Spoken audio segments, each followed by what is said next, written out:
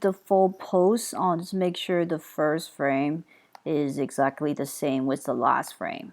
So I'll do it again in case you don't know how that happened, how to copy the first frame to the last frame. Okay, so I will just clear keyframe and okay, so how you do it is very simple. I'll just select the first keyframe, hold shift and select the last keyframe and then copy frames. Okay, and then again go to the first frame and then shift down, and then select the last, hold shift and then paste frame and overwrite frames. Okay, so that will make sure the first frame is the same with the last frame.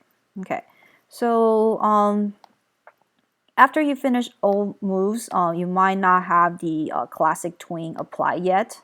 So if you don't see those purple, those are totally fine. But without the purple, you will see your walk cycle, it doesn't look smooth. Okay, so you will need to apply them classic tween, so they will Animate CC will create all the in-between for you. Okay, so just click on create classic tween and boom, that's it. And you have the character walking in place. Okay, and then if you want to see a loop, you can click on this loop button so you can see it walk in place like this. Okay, cool. Very easy. And of course, if you want to make it look a little bit more interesting, you can again select all the frames and then go to classic ease and then change it to like easing it out like a little bit, like ease on this walk cycle, so it will like walk a little bit with more of a character. Okay, interesting. I don't know if I actually like that. So you can play around with different ease. Maybe this is a little too much, and maybe you can like try different ease in and ease out. Okay, so I'll undo it before I add any ease. I think it's actually look a little bit better before. Okay, next I will show you how to add like a flowy hair of the character. So we will use another tool, which is this asset wrap tool. Okay, so it's good to use for something more organic.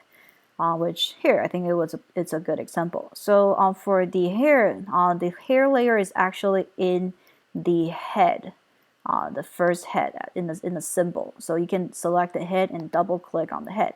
So you can see now we are entering a new timeline, which is now we're inside the head symbol.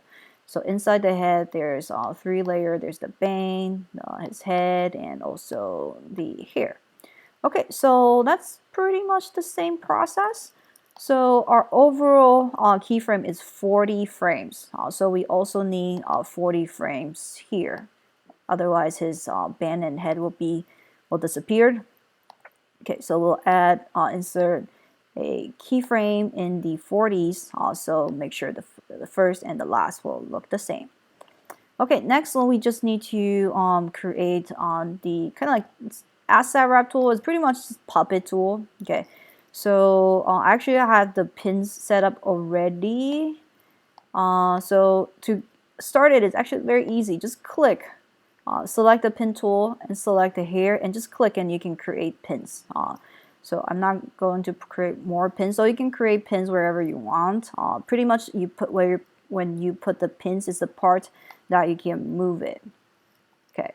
So yeah, and then also the part that you don't want it to move. So in this case, I want this 2 pin to stick with his head. So when I'm moving around like this part of the hair, I like this part will still stick with next to his face.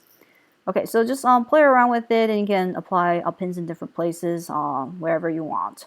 Okay, so next step is pretty simple. You just need to create a keyframe on the hair layer, and then you can like move it so you can see the hair will move. And of course we would like to have some ease, so add some classic tween so the hair will be moving flowy. Okay, so yeah, pretty easy. Just add keyframe and then click on it so you can like move it. Okay, yeah, that's it. So just complete the full keyframe and then you will have a flowy hair when the character is walking.